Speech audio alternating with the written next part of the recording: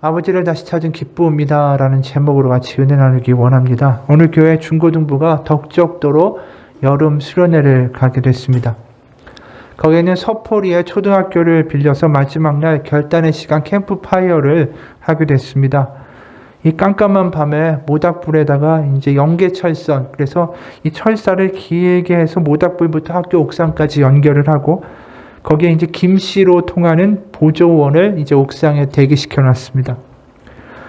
그 사회는 부장 장로님이 보고 대표 기도는 어느 권사님이 이제 하고 전도사님이 간단한 메시지를 증거한 후에 사회자가 이제 멘트를 딱 하면 옥상에서 불붙은 솜뭉치가 그 철사를 타고 내려오게 한 거예요. 그럼 이 철사를 따라서 쭉 빠른 속도로 내려온 솜뭉치가 운동장 한가운데 설치한 휘발유가 뿌려진 십자가 밑에 나무단을 딱 때리면 불꽃이 팍 튀고 다 같이 그때 통성 기도를 하자 이렇게 이제 진행이 되기로 했습니다. 그래서 이제 모든 학생들이 손에 손을 맞잡고 언을 만들어서 은혜롭게 복음 성가를 부르고 있는데 이제 부장 장로님이 경건하게 모닥불의 점화의 시작을 알렸습니다. 자, 여러분, 이제부터 하늘에서 하나님이 불을 내려 우리 학생들을 축복해 주실 것입니다. 그리고 엄숙하게 하늘을 우러러보면서 외쳤어요. 하나님, 저희들에게 축복의 불을 내려 주옵소서. 하지만 아무 반응이 없었습니다. 어서 불을 내려 주옵소서. 근데 여전히 잠잠한 거예요. 부장 장로님이 더 큰 소리로 하나님 아버지여 제발 불을 내려 주옵소서 외쳤습니다. 그러나 여전히 불이 내려오지 않았어요. 초조한 순간이 잠시 지난 후에 부장 장로님이 큰 소리로 외쳤습니다. 김씨 불 내려. 그러자 그제야 불이 확 내려왔습니다. 너무 피곤한 나머지 옥상에 김씨 아저씨가 깜빡 졸았던 거죠. 이걸 보고 교회 나온 지 얼마 안 된 학생이 전도사님한테 이렇게 말했습니다. 전도사님, 제 성이 김씨인데요. 하나님도 김씨라서 가문의 영광입니다. 어이가 없죠. 이 학생이 하나님을 완전히 오해한 것처럼 오늘 본문에도 하나님, 바로 아버지를 오해한 두 아들의 이야기가 등장합니다. 뭐 너무나도 잘 아는 유명한 탕자의 비유죠. 오늘 우리가 읽은 본문은 그 탕자의 비유 중에 후반부 대목입니다.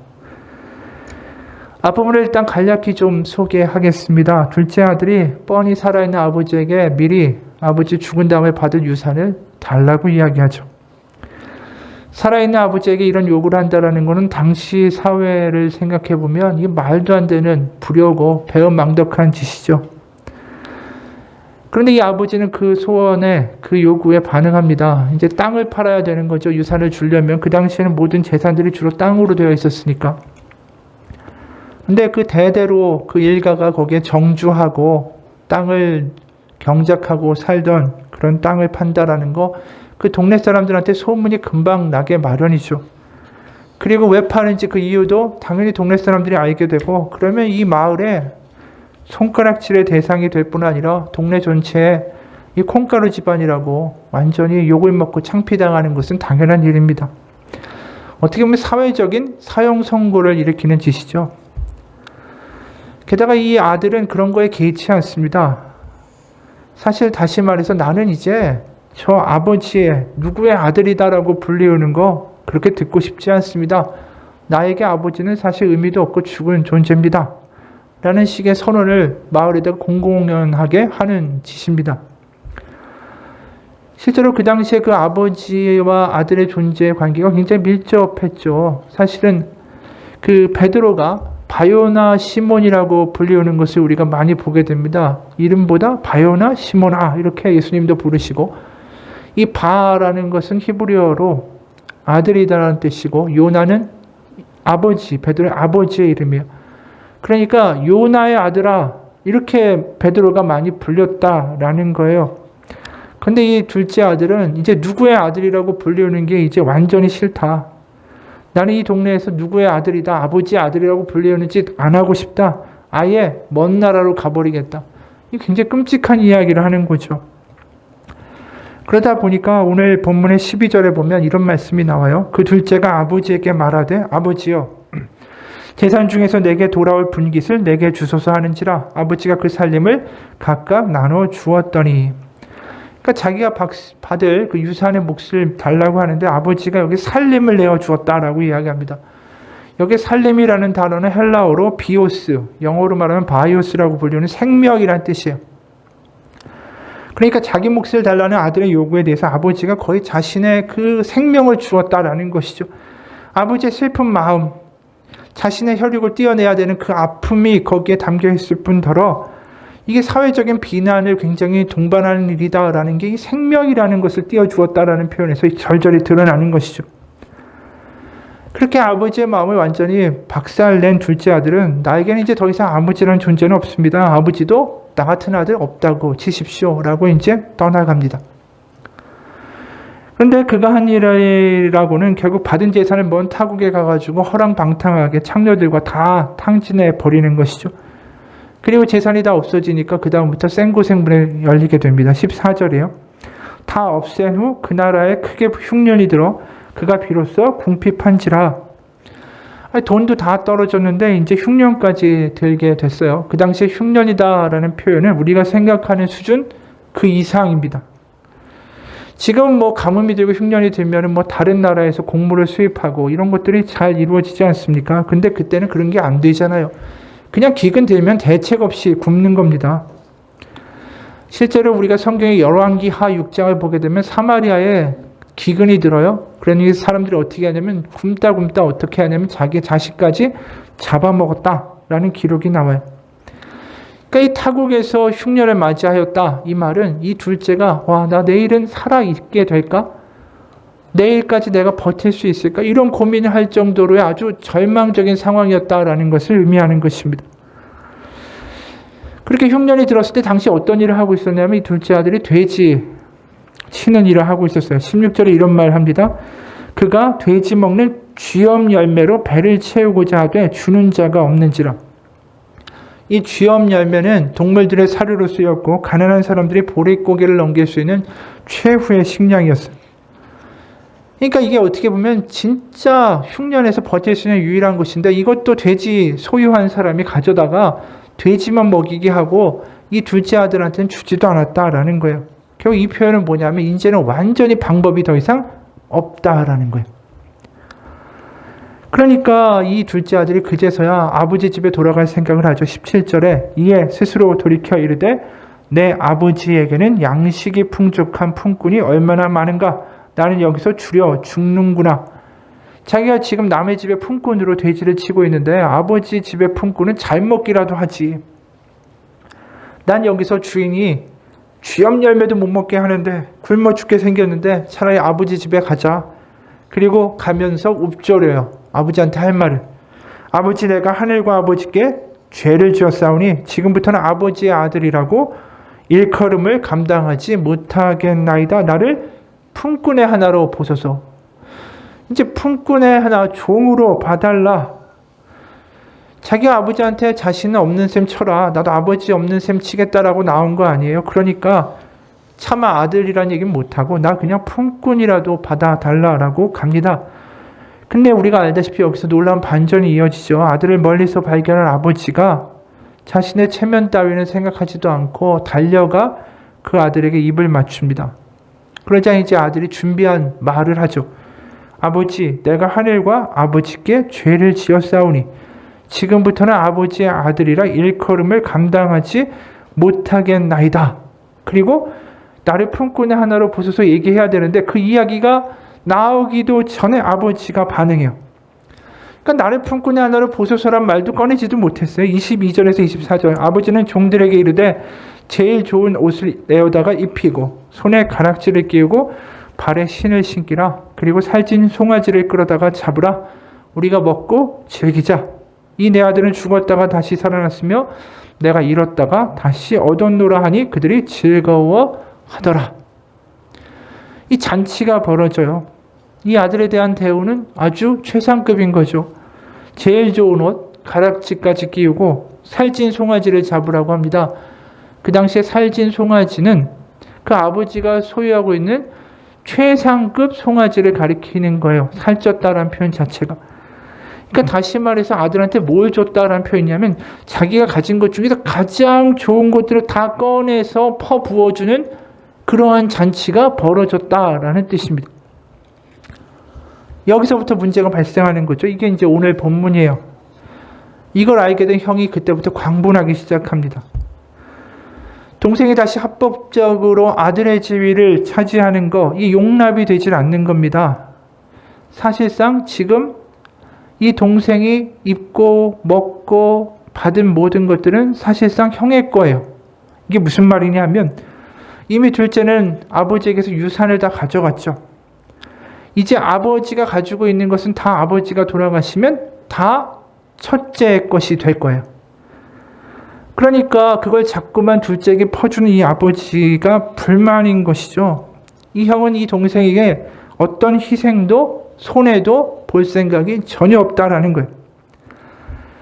그래서 동생한테 화가 나고 그렇게 해주는 아버지에게 화가 나고 집에 들어가지 않고 집 밖에 서 있게 됩니다. 그리고 아버지한테 따집니다. 29절과 30절이에요.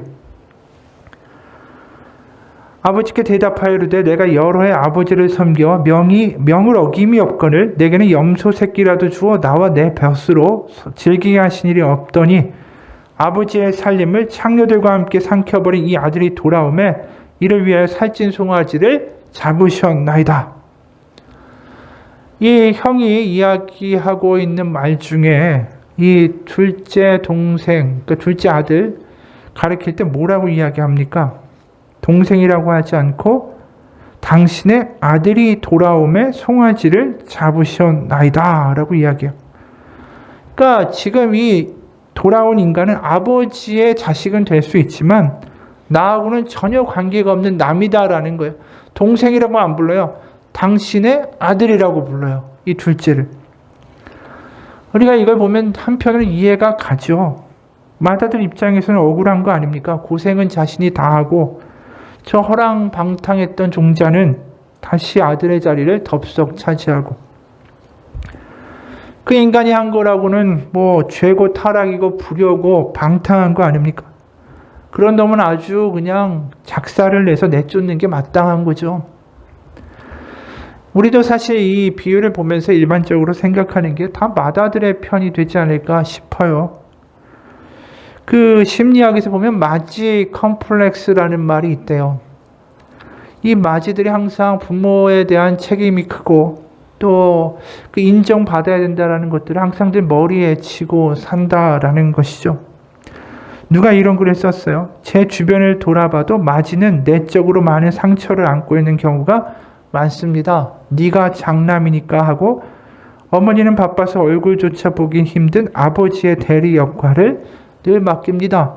네가 맏딸이니까 하고 어머니는 바쁠 때 당연히 동생을 보살피는 엄마의 대리 역할을 서슴지 않고 맏딸에게 맡깁니다.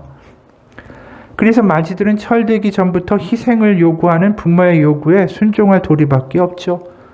마지의 경우 동생과 기껏해야 2-3살 차이부터 많아야 대여섯 살 차이가 나겠죠. 그러나 제2의 부모가 되어버린 장남과 맏딸은 집을 대표하는 역할과 동생을 보살피는 역할 수행에 구멍을 내게 되면 진짜 부모로부터 때로는 날카로운 비평을 감수해야 됩니다.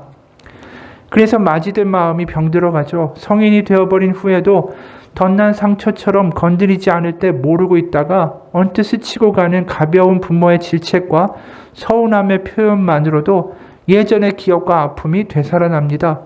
그들에게는 아직도 진행 중인 아픔으로 남아있는 것이죠. 게다가 처음 엄마 아빠 노릇을 해보는 부모들이 마지를 키우면서 양육 과정에 시행착오를 겪기 마련입니다. 놔두기보다는 간섭도 많이 하고 지적도 마지에게 많이 하게 되죠. 반면에 둘째에게는 훨씬 너그러워지고 능숙해진 부모 노릇을 할 수 있게 됩니다. 첫째 아이한테 엄마의 영향력이 100이라면 둘째는 엄마의 영향력은 50이고 바로 위에 첫째의 영향력이 50% 정도 되는 것 같습니다. 그래서 아이러니하게도 엄마의 치마폭에서 벗어나지 못하는 첫째보다 엄마의 영향이 덜 미친 둘째, 셋째가 성인이 되었을 때보다 자립적이고 적극적이고 사교적이라 사회생활에 잘 적응하는 모습을 종종 보게 됩니다. 이 글을 보면서 이 마지의 숙명이라는 게 있다라는 것이죠. 그게 오늘 본문에도 약간 투영되는 것 같아요. 항상 형이니까 책임져야 되고 책임감 있어야 되고 부모님의 기대에 또 부응해야 되고 또 형이고 누나니까 양보해야 되고 이런 맏아들의 관점에서 본다면 오늘 벌어진 일은 정말 말도 안 되는 일인 거예요. 둘째 아들, 바로 자기의 동생 창녀와 놀아나버린 그 인간을 아버지가 그냥 그렇게 받아준다라는 건 자기가 생각할 때 도저히 있을 수가 없는 일이다라는 것이죠. 자신이 어떻게 살았는데, 얼마나 답답하게 책임감에 또 온갖 짐을 지고 살았는데. 그래서 실제로 이 첫째가 하는 말에 굉장히 인상적인 대목이 나와요. 29절. 아버지께 대답하여 이르되 내가 여러 해 아버지를 섬겨 명을 어김이 없거늘 내게는 염소 새끼라도 주어 나와 내 벗으로 즐기게 하신 일이 없더니. 여기에 자신이 아버지와 같이 살았던 세월을 이렇게 표현하죠. 여러 해 아버지를 섬겼다라고 되어 있어요. 근데 이게 한글로 보면 섬겼다, 근사하게 보이는데 이 섬기다라는 동사는 헬라어로 듈루오라는 동사예요. 듈루오. 이 단어의 명사형은 둘로스라는 단어입니다. 아마 들어보신 분들도 있을 텐데 이 둘로스라는 단어는 노예란 뜻이에요. 종, 노예. 그러니까 이 마지가 지금 아버지와 보낸 세월을 뭐라고 이야기하냐면 종 생활하듯이 노예 생활하듯이 보냈다라고 말하고 있다라는 것이죠. 여기서 우리가 뭘 또 발견하게 되냐 하면 사실 중요한 건 이 마지의 어떤 이 관점과 억울함보다 이 아버지가 불쌍하게 보이는 면이 우리가 느껴지기 시작해요. 왜냐하면 지금 두 아들이 다 이 아버지와의 관계가 다 왜곡되어 있다는 걸 우리가 발견하게 되기 때문이죠. 마지는 아버지와 자신의 관계를 뭐라고 규정하냐면 주종 관계로 이해해요. 주인과 종의 관계로 아버지와 자신의 관계를 말하고 있다는 것이죠. 둘째 아들은 아버지와 자신의 관계를 뭐라고 말했습니까? 금전적 관계로 이야기했었어요. 망해서 집에 돌아오기 전에 뭐라고 했습니까? 아버지 없는 셈 칠 테니까 나에게 돈 달라. 나 이제 완전히 떠나겠다. 마치 아버지를 ATM 기계처럼 대우하고 있다라는 것이죠. 자신에게 필요한 것을 주고 어떠한 유대 감정도 존재하지 않는 그냥 단순한 금전적 관계처럼 아버지를 바라보고 있다라는 것이죠. 그러니까 지금 가만히 읽다 보면 우리가 첫째도 이해가고 둘째 왜 이래? 이러다가 결국 아버지에게로 관점이 옮겨간다라는 것을 보게 돼요. 이 아버지는 두 아들에게서 어떤 사랑의 관계, 끈끈한 정이 느껴지는 관계로 전혀 인정받지 못하고 있다라는 것이죠. 이게 얼마나 억울하고 슬픈 일인가요? 이 두 아들들은 정말 모르지만 지금 이 아버지의 속마음은 얼마나 뜨거운지 모른다라는 거예요. 둘째가 돌아오자 멀리서 보고는 맨발로 뛰어나가죠. 얼싸안고 모든 것 다 내어주는 게 지금 이 아버지의 속마음이 드러난 거예요. 과거나 실수나 허물을 따지기보다 그냥 살아와 준 것이 고맙다라고 지금 기뻐하는 게 지금 이 아버지의 속마음이라는 것이죠. 근데 두 아들들이 다 지금까지 뭐냐면 그 아버지의 진정한 속마음을 알아주는 아들이 하나도 없었다라는 거예요. 그러니까 예수님이 도대체 이 비유를 왜 이야기하셨을까? 죄를 지어도 괜찮다. 이게 아니에요.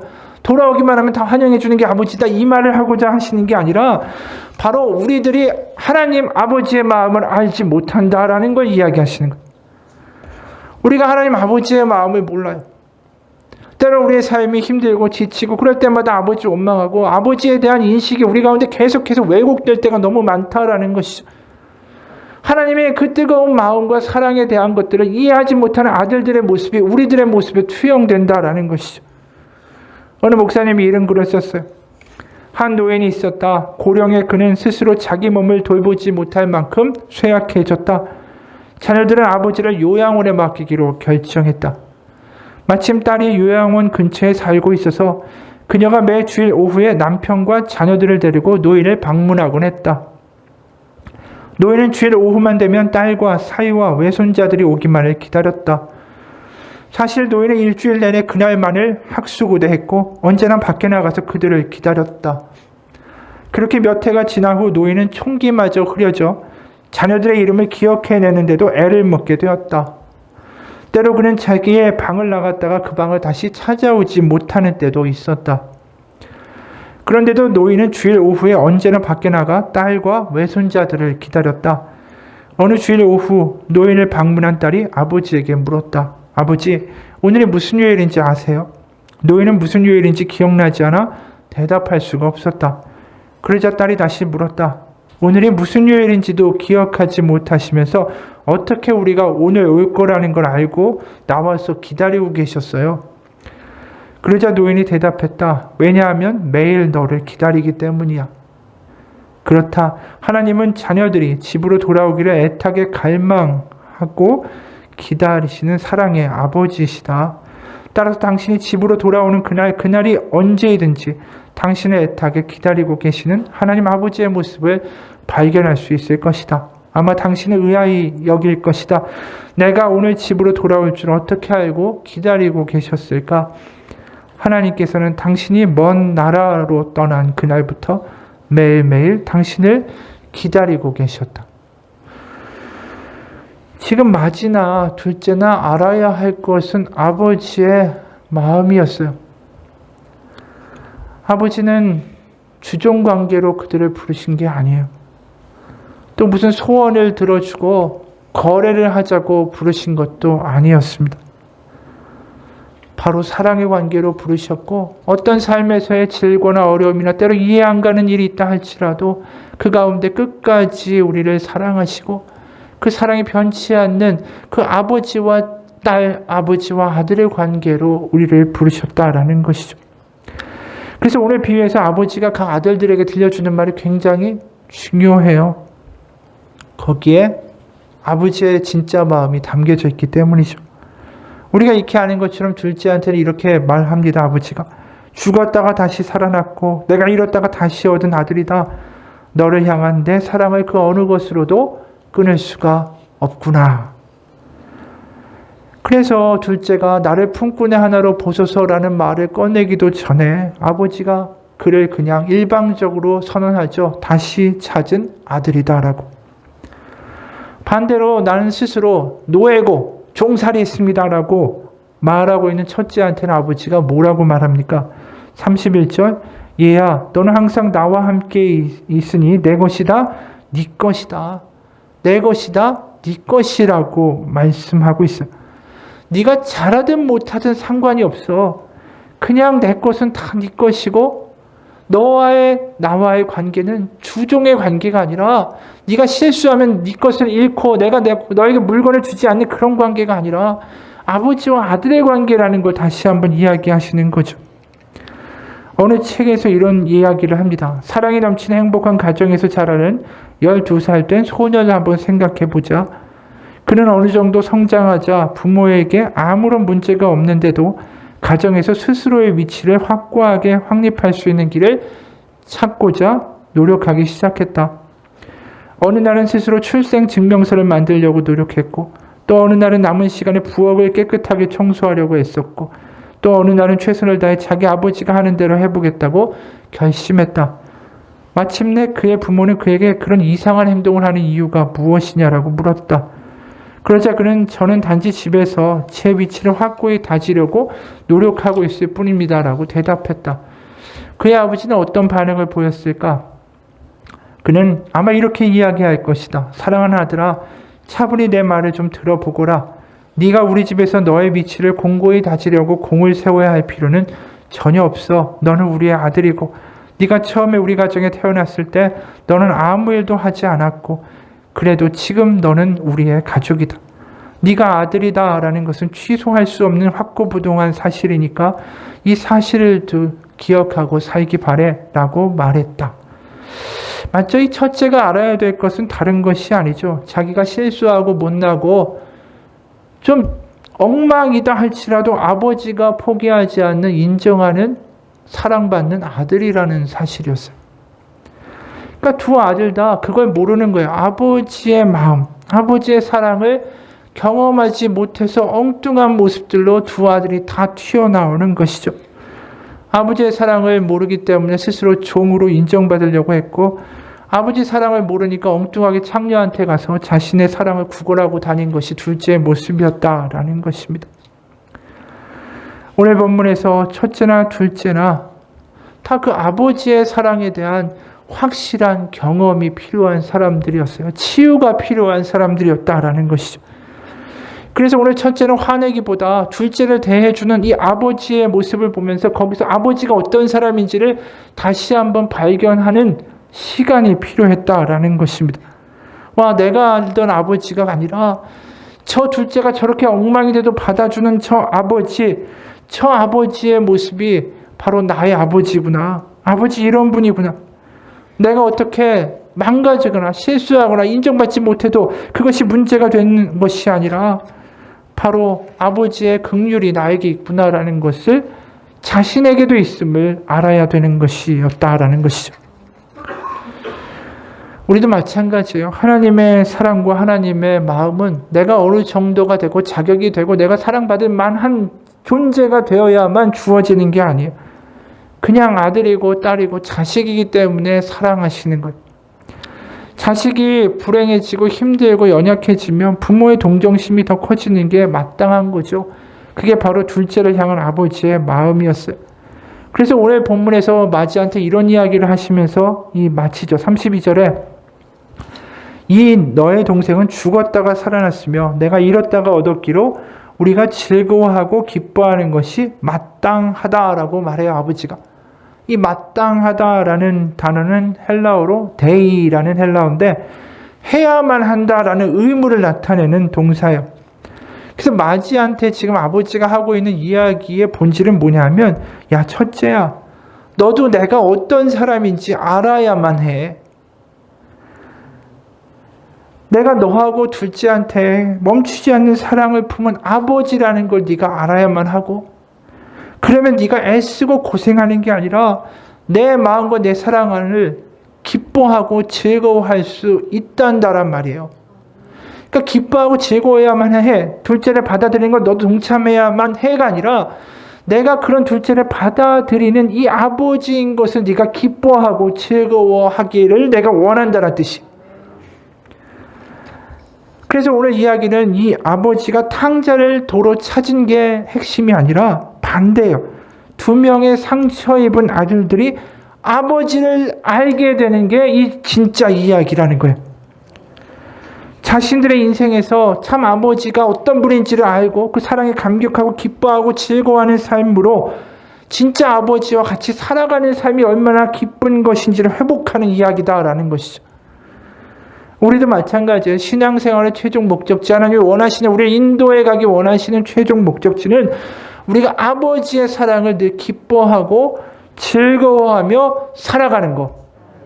그게 하나님이 우리의 원하시는 신앙의 궁극적인 모습이다라는 것이죠.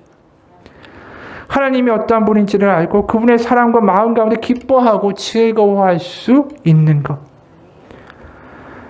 다시 말하지만 이건 탕자를 아버지가 찾은 이야기가 아니라 두 아들들이 아버지를 다시 찾은, 아빠를 찾은 기쁨을 이야기하고 있는 비유입니다. 구약의 느헤미야라는 책이 있죠. 거기에 보면 느헤미야가 등장합니다. 이 사람은 남유다가 멸망하고 귀족 신분이었다가 바벨론에 포로로 끌려간 사람이에요. 전쟁이 나면 다 이런 일이 그러니까 엄청 많이 일어나지 않습니까? 젊은 애들, 꼬마 애들 데려다가 이 고자 만들어가지고 환관을 시켜버린 거예요. 바벨론에서. 그러니까 나라 망하고 고자가 되고 환관이 되고 타국에 이렇게 끌려간 이 인생에 무슨 기쁠 일이 있고 웃을 일이 있겠어요? 비극의 연속 아닙니까? 자기가 선택한 것도 아니고 그렇게 끌려가 버렸는데. 그런 그가 참 믿음을 잃지 않고 왕 앞에 나아가서 이제 기도하면서 왕 앞에 나아가 뭐라고 이야기하냐면 자신이 고국, 그 이스라엘의 특히 예루살렘 그 수도에 성이 다 무너졌다. 그리고 모든 거기에 사는 백성들이 고난을 당하고 있다. 내가 가서 예루살렘의 성을 재건할 수 있게 해달라라고 왕에게 목숨을 걸고 나아갑니다. 그 하나님의 은혜로 정말로 왕의 비준을 받아서 그가 예루살렘으로 돌아가서 성벽을 재건해요. 그 백성들과 함께 성벽을 재건하고 이제 거의 완공되었을 때 그 절기에서 이런 말을 합니다. 느헤미야 8장 10절에 백성들에게 하는 느헤미야의 말이에요. 이날은 우리 주의 성일이니 근심하지 말라. 여호와로 인하여 기뻐하는 것이 너희의 힘이니라. 여호와를 기뻐하는 게 우리의 힘이다라고 이야기합니다. 이건 사실 간단하게 말하는 게 아니라 느헤미야의 일생의 신앙의 고백이기도 한 거예요. 그의 일생이 뭐 평탄했습니까? 불우했고 슬퍼할 일이 많았잖아요. 근데 그가 지금까지 버텨왔던 삶의 원동력은 그래도 하나님은 사랑이시고 하나님은 믿는 이를 결코 실망시키지 않는 분이다라는 하나님을 기뻐하고 즐거워하는 삶에서 그래도 버텨온 인생의 결말이 지금 이거라는 거예요. 자신의 인생의 간증이 여기에 담겨 있는 거죠. 여호와를 기뻐하는 게 힘이고 신앙이고 믿음의 본질이다라는 거예요. 그래서 여호와를 기뻐하는 것이 이것이 힘이다라고 할 때 힘이다라는 단어는 히브리어로 마우제크라는 히브리어예요. 이건 방파제라는 뜻입니다. 생각해 보세요. 이제 성벽이 다 완공되고 그 성벽을 바라보면서 이 감격한 백성들이 막 울고 있을 때 이 느헤미야가 하는 말이 얼마나 의미심장합니까? 눈에 보이는 건축된 저 성벽이 진짜 성벽이 아니라 하나님을 기뻐하는 것이 우리의 삶의 진정한 성벽입니다. 라고 이야기하고 있는 거예요. 아버지를 기뻐하고 아버지가 우리에게 주시는 그 모든 것들이 하나님의 사랑에서 벗어나는 것은 아니다라는 것을 믿고 살아가는 것, 그것이 능력이라는 것이죠. 여러분, 우리는 고아가 아니에요. 그래서 이 두 아들들의 아버지, 바로 그 아버지가 우리의 아버지시다라는 거예요. 우리가 실수해도, 우리가 모자라도, 때로는 우리가 눈앞에 보이는 것 때문에 아버지 원망하고 삐져있고, 때로는 내 맘대로 살고 나 몰라 삐질 거야, 나 이렇게 살 거야 라고 한다 할지라도 그 아버지의 사랑은 변치 않는다라는 거예요. 그런 아버지가 있다는 게 얼마나 놀라운 일인지 몰라요. 그 아버지를 발견하는 게 이 두 아들들이 경험해야 될 정말 소중한 경험이고 해야 할 일이었다라는 것이죠. 이야기 하나로 오늘 설교를 마치려고 해요.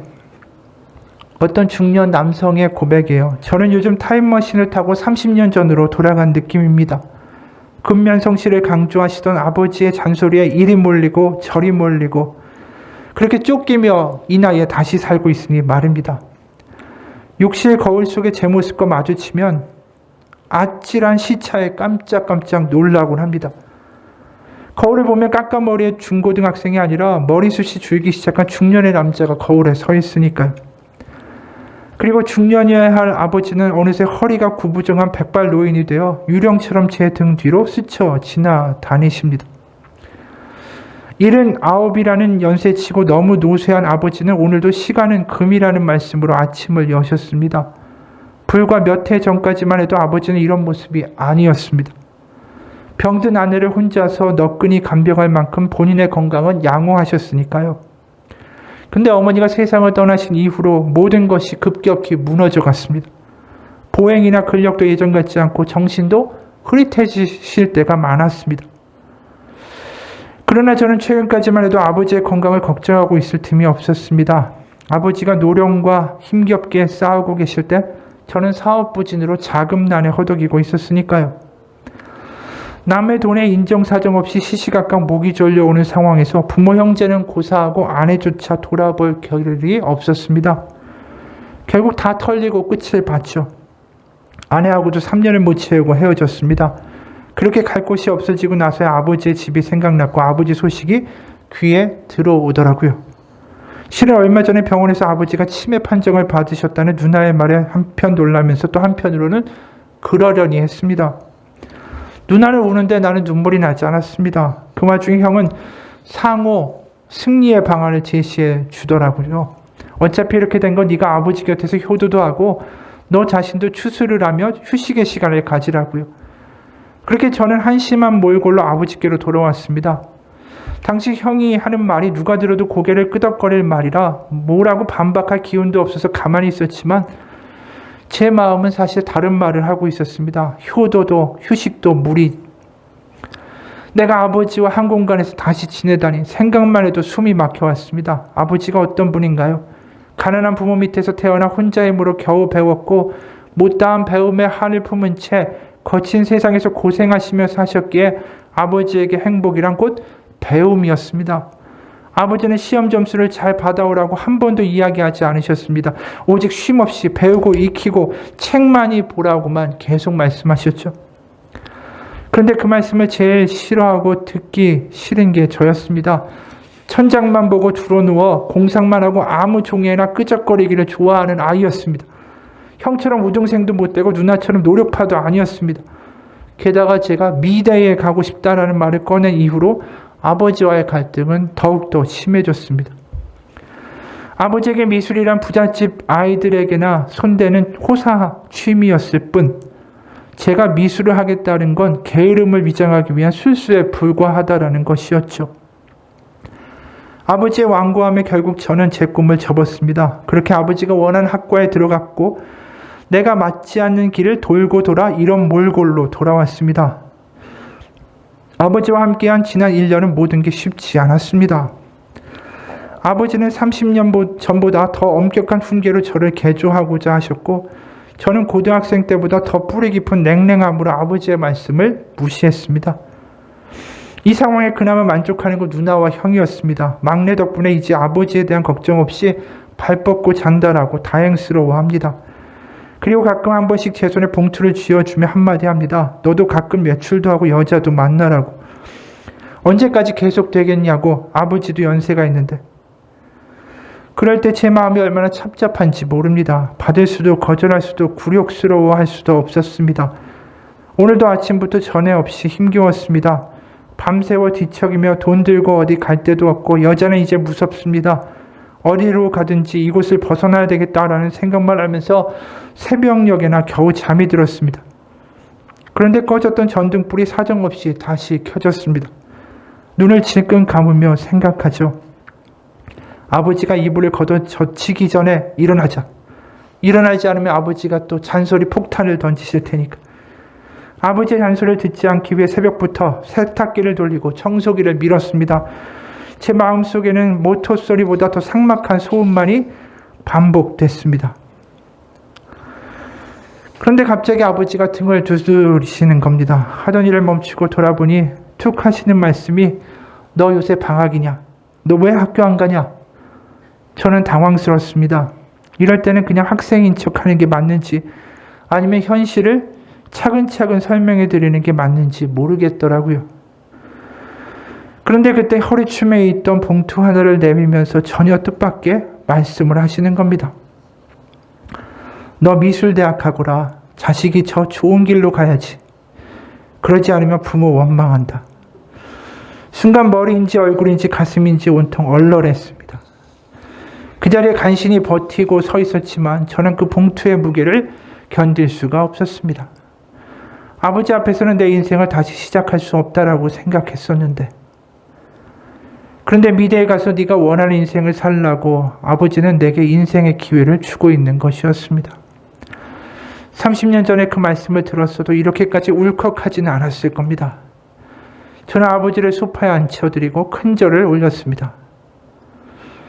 머리가 바닥에 닿자 뉘우침의 눈물이 솟구치더군요. 그때 생각했습니다. 시간은 금이라는 말씀이 인생을 낭비한 아들에게 질책만은 아니셨나 봅니다. 저의 원망만큼이나 아버지의 회환도 크셨다는 걸 이제야 알 것 같습니다. 또 깨달았습니다. 아버지 집에 효도하러 온 것도 쉬러 온 것도 아니었음을. 그리고 집 나간 아들이 아버지 집에 그냥 돌아왔을 뿐이라고. 이게 이분의 이야기예요. 이 아들이 아버지를 다시 찾은 거죠. 아버지의 사랑을 이제서야 알게 된 거죠. 이게 오늘 예수님이 탕자의 비유를 우리에게 들려주시는 이유예요. 우리가 살면서 하나님을 오해할 때가 있습니다. 우리가 살면서 힘들 때가 있어요. 기도할 때 하나님이 들어주시는 것 같지 않고 나에게 과연 관심은 있으신가? 내가 어떻게 해야 되는가? 그러면서 내 마음 가운데 강팍해지고 우울해지고 혼자인 것 같고 고아인 것 같고 답답한 것 같고 그 상황 가운데 우리가 다시 아버지의 사랑을 경험할 수 있기 원합니다. 예레미야가 3장 33절에 이런 말씀하세요. 주께서 인생으로 고생하며 근심하게 하심이 본심이 아니시로다. 바로 이 탕자를 맞아주는 이 아버지가 바로 우리의 하나님 아버지십니다. 그분을 기뻐하는 것, 그분의 사랑을 우리가 다시 한번 기억하고 그 안에 거하는 것, 그것이 믿음이고요. 그분의 마음을 알아들이는 것이 그게 신앙입니다. 지금껏 하나님께 원망하고 두려워하고 때로는 지쳐있다면 기도하기 원합니다. 주님, 제가 하나님을 오해했습니다. 이제 다시 아버지에게로 돌아갑니다. 아버지의 사랑을 제가 기뻐합니다. 같이 기도하겠습니다. 하나님 아버지, 우리가 믿고 있는 하나님이 어떤 분이신지를 다시 한번 감격하고 기억하고 살아갈 수 있기 원합니다. 하나님을 오해하며 원망하며 스스로 망가지고 비탄에 빠져 있고 엉뚱한 곳에서 우리의 만족과 사랑을 구걸하며 살아가는 우리의 인생이 아니라 하나님의 사랑을 절절히 경험하고 그 안에 거하며 기뻐하며 어떤 상황에도 그 사랑이 절대로 끊어지지 않음을 확신하며 살아갈 수 있는 우리의 믿음 되기 원합니다. 하나님, 우리에게 성령으로 인하여 하나님의 뜨거운 사랑의 불을 우리 가운데 다시 한번 불타오르게 하시고 하나님의 사랑 안에 거하는 기뻐하며 즐거워하는 삶이 무엇인지 다시 한번 회복할 수 있도록 역사하여 주옵소서. 예수님 이름 받들어 기도합니다. 우리 같이 잠깐 기도합시다.